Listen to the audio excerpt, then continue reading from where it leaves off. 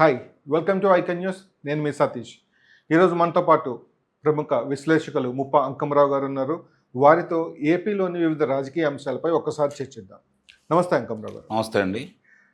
Sir, నిన్న మాజీ మంత్రి చిత్తూరు రాజు అంటాలా రారాజు అన్నాలో తెలియదు, పెద్దిరెడ్డి ప్రెస్ మీట్ పెట్టి మాట్లాడుతూ నేను ఎంత మాత్రం అవినీతి చేయలేదు, అక్రమాలు చేయలేదు, నా మీద ఆరోపణలే తప్పితే ప్రభుత్వం ఈ రోజు వరకు, ఆనాడు ప్రతిపక్షంలో ఉన్న ఈరోజు అధికారంలో ఉన్న టీడీపీ వాళ్ళు కావచ్చు, జనసేన వాళ్ళు కావచ్చు, ఆరోపణలు చేస్తున్నారు తప్పితే ఒక్క సాక్ష్యం కూడా రుజువు చేయలేకపోతున్నారు.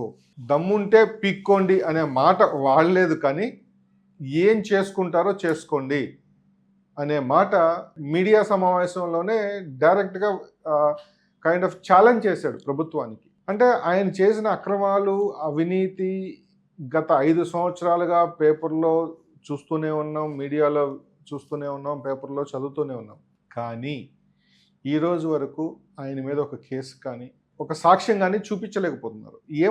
అంటే దీని వెనకాల ఏం జరుగుతుంది? ఆయన అంటే వాళ్ళతో పాటు అవినీతిలో వీళ్ళు కూడా భాగం పంచుకుంటున్నారంటారా? అంటే ఇక్కడ ఒకటి గమనించుకోవాల్సిన అంశం ఏంటంటే, పెద్దిరెడ్డికి సంబంధించి మీరు అన్నట్టు గత 5 సంవత్సరాలు కాదు, ఇది 2004 నుంచి కూడా జరుగుతున్నటువంటి తతంగం. ఈ రోజుకైతే పుట్టింది కాదు. 2004లో అప్పటి కాంగ్రెస్ ప్రభుత్వం అధికారంలో వచ్చినప్పుడు అతను కొంత ప్రోత్సాహం లభించిన మాట వాస్తవం. అప్పుడు మంత్రిగా కూడా చేశారు. ఆ సందర్భంగా అతను అప్పటి నుంచి పునాదులు వేసుకుంటా వచ్చాడు. ఈరోజు నాకు తెలిసినంత వరకు ఆంధ్రప్రదేశ్ మొత్తం మీద, అంటే ఉమ్మడి ఆంధ్రప్రదేశ్లో చూసుకుంటా ఉంటే, జగన్మోహన్ రెడ్డి తర్వాత ఆ స్థాయిలో విధ్వంసం చేసినటువంటి వ్యక్తి ఎవరైనా ఉన్నారు అంటే పెద్దిరెడ్డి అనేది అందరికీ తెలిసిన విషయమే. అది తెలంగాణలో ఇంకా అతని గుత్తేదారుగా అతను వ్యవహరిస్తూనే ఉన్నాడు. అతనికి అట్లానే రాష్ట్రానికి సంబంధించినంత వరకు అతను నిన్న ప్రసార మాధ్యమాలతో మాట్లాడేటప్పుడు 2 విషయాలు చెప్పాడు. చంద్రబాబు నాయుడు గారి గురించి కావచ్చు, పవన్ కళ్యాణ్ గారి గురించి కావచ్చు, లేకపోతే లోకేష్ బాబు గారి గురించి కావచ్చు. ఆయన ఏం చెప్పాడు, నా మీద ఇసుకకు సంబంధించి 40,000 కోట్ల రూపాయలు నేను దోచుకున్నానని చెప్పారు. అట్లాగే గన్నుల్లో చెప్పారు. రకరకాలుగా నా మీద అభియోగాలు మోపారు. ఎర్రచందనం అక్కడెక్కడో నేపాల్లో దొరికితే అది నా ద్వారానే వెళ్ళిందని చెప్పని పవన్ కళ్యాణ్ గారు కూడా చెప్పడం కూడా జరిగింది. అలాగే ఇసుకు సంబంధించి తండ్రి కొడుకులు మాట్లాడటం కూడా జరిగింది.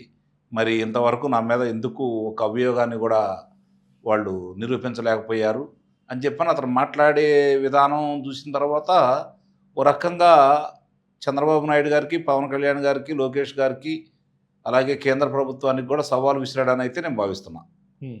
అందులో ఎలాంటి సందేహం కూడా లేదు. ఇప్పుడు బాల్ తీసుకెళ్ళి కూటమి ప్రభుత్వం చేతుల్లో పెట్టాడు అతను. ఎందుకంటే నేను మొన్న జరిగినటువంటి ఇది కూడా చెప్పాడు కదా, మదనపల్లి సబ్ రిజిస్ట్రార్ కార్యాలయాన్ని దహనం కేసులో సంబంధించి కూడా కావాలని చేస్తున్నారు.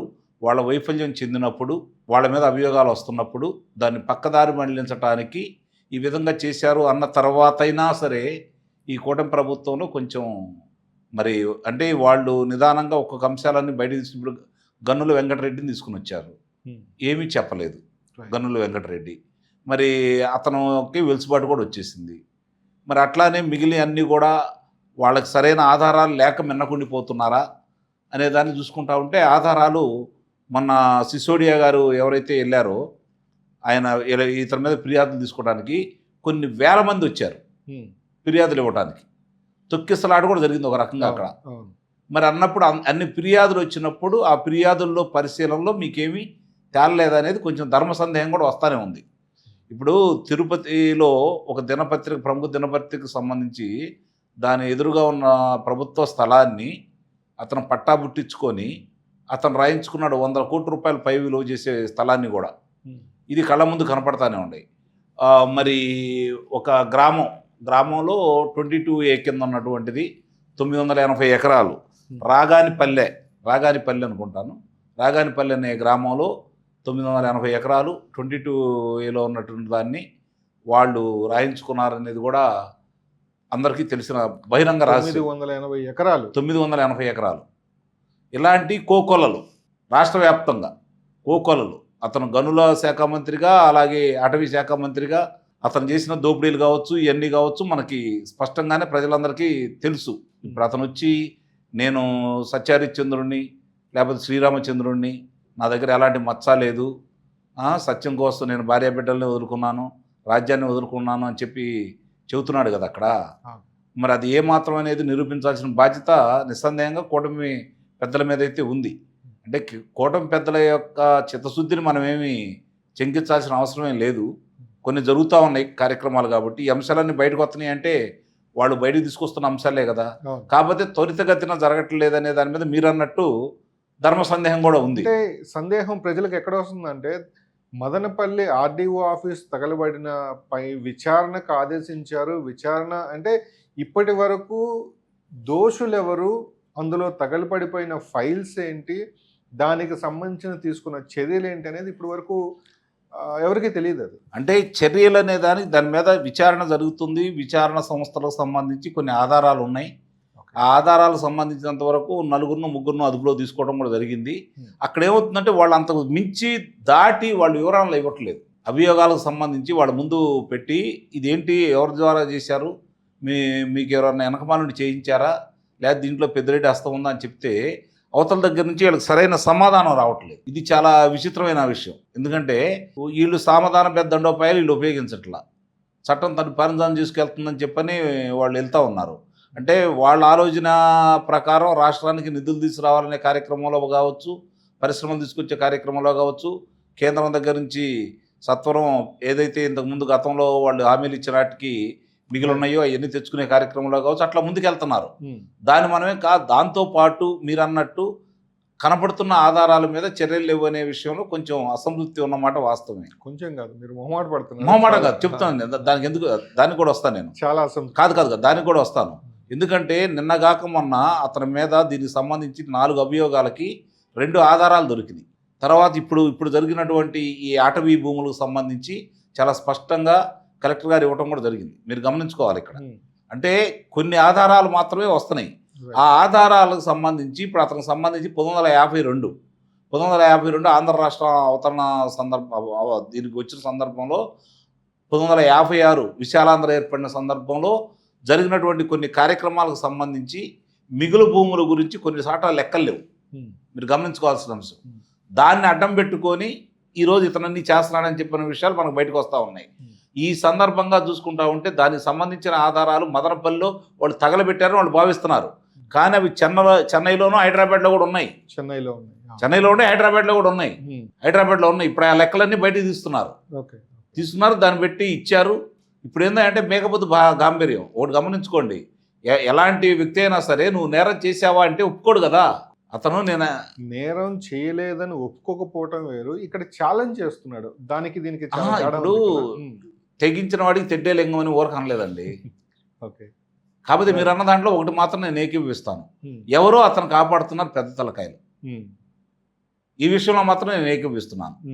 ఎందుకంటే మిగిలిన విషయాల్లో పురోగతి, ఇతని విషయంలో పురోగతి లేని విషయంలో కొంచెం సందేహించడంలో తప్పులేదు. అది ఏ స్థాయి వాళ్ళు ఏందనే దాని గురించి ఇప్పుడు కూటమిలో జరుగుతున్న దానికని నేను మొమ్మట పట్టలేదు. జరుగుతున్న కార్యక్రమాలకు ఆటంకం కాకూడదనే విషయంలో మాత్రమే నేను కొంచెం సంశయిస్తున్నాను. జరుగుతున్న విషయాలు చూస్తున్నప్పుడు కొంతమంది కాపాడుతున్నారనేది మీకు తెలుసు, నాకు తెలుసు. బహిరంగపరచలేని పరిస్థితిలో మనం కూడా ఉన్నాం.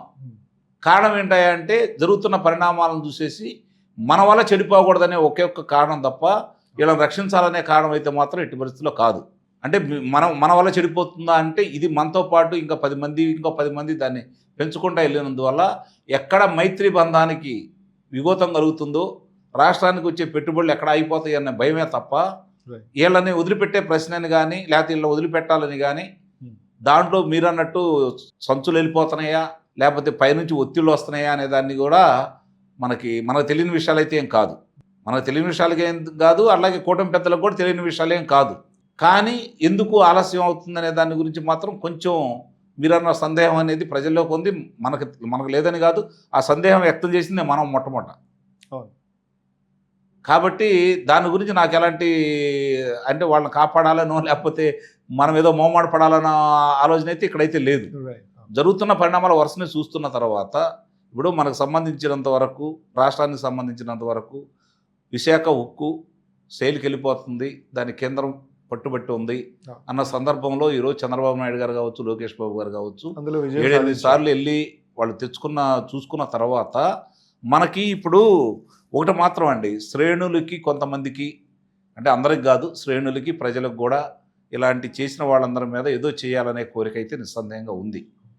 మనం దాని గురించి ముందుకెళ్దామా, లేకపోతే ఈరోజు వీళ్ళు ఇచ్చినటువంటి సూపర్ 6 హామీలకు సంబంధించి ఇంకా కొనసాగించలేని వాటికి సంబంధించి నిధులు సమకూర్చుకునే భాగంలో గతంలో వాళ్ళు చేసినట్టు అప్పులు చేసి అవి తీర్చుకునే క్రమంలో ముందుకెళ్ళాలా, దీన్ని మళ్ళీ ఓ శ్రీలంకో లేకపోతే వెనిజులాగా చేసే విధంగానే ముందుకెళ్ళాలా, లేకపోతే ఇప్పుడు వస్తున్నటువంటి ఇప్పుడు 6,38,000 కోట్ల రూపాయల సంబంధించి ఈరోజు మొత్తం ఏదన్నా కానీ నిధులు కావచ్చు, పరిశ్రమలకు సంబంధించి కావచ్చు వచ్చేసి మరి 4 లక్షల పైచిలుకు మందికి ఉద్యోగ కల్పన జరిగే క్రమంలో ఆ డబ్బులన్నీ కూడా ఇక్కడ వినియోగానికి వచ్చేసి పనులు మొదలుపెట్టిన తర్వాత వీళ్ళు అనుకున్న దానికి ఒక కియా పరిశ్రమ వల్ల 13,000 కోట్ల రూపాయలు రాష్ట్రానికి ఆదాయం వచ్చింది. అంటే ఒక పథకానికి సరిపోతున్నాయి. ఇలాంటివి వచ్చినాయి అనుకోండి, దీనివల్ల ముందుకెళ్తే ఇవన్నీ చేసుకుంటూ వెళ్ళిన తర్వాత ఇవాళ కాతే రేపు కాతే ఎల్లుండైనా సరే దోషులు వదిలిపెట్టాల ఆలోచన వాళ్ళకి లేదు. కాబట్టి ఇవన్నీ చేసుకుంటూ వెళ్తే ఇప్పటికే భయపడుతున్నటువంటి పారిశ్రామికవేత్తలకి ఇంకా భయం తీసుకురాకుండా ముందుకెళ్లే క్రమంలో మనం అగ్నికి ఆజ్యం పోయకూడదనే ఒక్కొక్క కారణం తప్ప సతీష్ గారు వేరే ఉద్దేశమో లేకపోతే వీళ్ళు చేసే దాని గురించి మాత్రం నాకు ఎలాంటి సందేహం అయితే లేదండి. ఎట్టి పరిస్థితుల్లో భూబకాసురుడు, అందుట్లో అనుమానమే లేదు. దగ్గర 1,00,000 ఫిర్యాదులు ఉన్నాయి. అదే అక్కడ అతనికే కాకుండా మనకు రాష్ట్ర వ్యాప్తంగా పైన కూడా లక్షల్లో ఫిర్యాదులు ఉన్నాయి. వాటన్నిటిని పరిష్కరించాలా. ఈరోజు మీరు చూస్తున్నారు వాళ్ళు అవినీతి అధికారులండి. ఉన్న అధికారులని 80-90% మంది వాళ్ళకి ఇష్టం వచ్చినట్టు చేసుకుంటూ వెళ్ళారు. ఇప్పుడు వాళ్ళ మీద మీరు విచారణ చేయండి అంటే ఇదే అధికారులు కదా చేయాల్సింది. అందుకే కదా వెళ్ళట్లేదు. ముందుకు వెళ్ళకపోవడానికి కారణం ఏంటంటే అదే అధికారులు సాటి అధికారులను రక్షించడానికి ప్రయత్నం చేస్తున్నారు.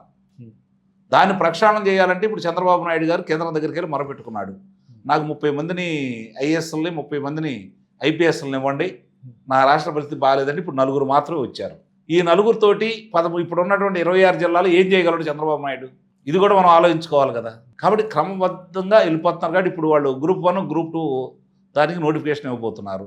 నిస్సందేహంగా అప్పుడు మెరికల్ లాంటి యువకులకు 1000 మందిని తయారు చేసేసి వాళ్ళతోటి రేపు కార్యక్రమం చేస్తారని అయితే దానికోసం వీళ్ళు కొంచెం అంటే మనం ఎంత చేసినా కూడా మనం ఏది ముందుకు వెళ్ళినా కూడా వాళ్ళు పరిపూర్ణంగా మనకి ఇవ్వట్లేదు. కాబట్టి ఎంతమందిని మనం విధుల్లోంచి తొలగించేసి ముందుకెళ్దామనే ఆలోచనలో ఉన్నారని అయితే నేనైతే భావిస్తున్నాను. సో త్వరితగతిన ఈ కేసులని చర్యలు తీసుకోవటం కనుక జరిగితే ప్రజల్లో కార్యకర్తల్లో కూడా అంటే ఈ స్థాయిలో టీడీపీకి విజయం రావడానికి కేవలం వాళ్ళ మీద వ్యతిరేకతే కాకుండా వాళ్ళ మీద చర్యలు తీసుకోవాలని ప్రజలు కోరుకున్నారు. కాబట్టి ఈ స్థాయిలో ఘన విజయం సాధించింది కూటమి ప్రభుత్వం. సో ఆ చర్యలు తీసుకునే పక్షంలో అసంతృప్తి వాళ్ళు వీళ్ళు ఎవరైతే అందరూ ఒకటే కదా అనే ఒక అభిప్రాయం ప్రజల్లోకి వస్తే అది కూటమి ప్రభుత్వానికి చాలా నిస్సందేహంగా మీరు అందుకే నేను చెప్పాను, మీరు అన్నది 100% నిజం. ఇప్పుడు రేపు పొద్దున వీళ్ళ మీద చర్యలు తీసుకోవాలి, వాళ్ళని తీసుకుని కారాగారంలో వేయాలి, రఘురామకృష్ణరాజు లాగా చేయాలి, లేకపోతే మిగిలిన వాళ్ళలాగా చేయాలనే కోరికలో ఉన్నా కూడా రఘురామకృష్ణరాజు గారు లాంటి వ్యక్తికే న్యాయం జరగట్లేదనే భావంలో ప్రజలు ఉన్నారు. ఇప్పుడు మనం ఏబి వెంకటేశ్వర గారు ఆఫీసుని తీసుకుందామండి, ఆయనకు మనం న్యాయం జరగలేదని చెప్పి మన దగ్గర చాలా గట్టిగా మాట్లాడుకున్నాం. మనం ఈరోజు ఆయనకు న్యాయం జరుగుతుందో వెళ్తుంది కదా. ఇప్పుడు ప్రభుత్వం తరఫున చేయాల్సిన కొన్ని పనులు చేసుకుంటూ వెళ్తున్నారు. దాంతోపాటు దుష్ట శిక్షణ రక్షణ కావాలని మనం కూడా కోరుకుందాం. ఆ కోరుకునే క్రమంలో రాష్ట్ర పురోగతికి అడ్డుపడకుండా ఇబ్బంది లేకుండా ముందుకెళ్లాలని అయితే మాత్రమే భావించాలనే దాంట్లోనే నేను కూడా కొంత దూకుడు తగ్గించుకోవాల్సిన పరిస్థితి అయితే కనపడతా ఉంది. థ్యాంక్ యూ సార్, మీ అమూల్యమైన సమయాన్ని మాకు కేటాయించినందుకు. చూసారు కదా ముప్ప అంకమరావు గారితో ఈరోజు వివిధ అంశాలపై విశ్లేషణ కార్యక్రమం. మీ అభిప్రాయాలు ఏమన్నా మాకు పంపించాలి అనుకుంటే కామెంట్స్ రూపంలో తెలియజేయండి. మీ ప్రశ్నలకైనా మీ అభిప్రాయాలకైనా దానికి రిప్లై ఇస్తూ తగిన విధంగా చర్యలు తీసుకోవడం జరుగుతుంది. సో తప్పకుండా ఐకాన్ న్యూస్ని సబ్స్క్రైబ్ చేయండి. మరో అతిథితో మళ్ళీ కలుద్దాం. అంతవరకు నమస్తే.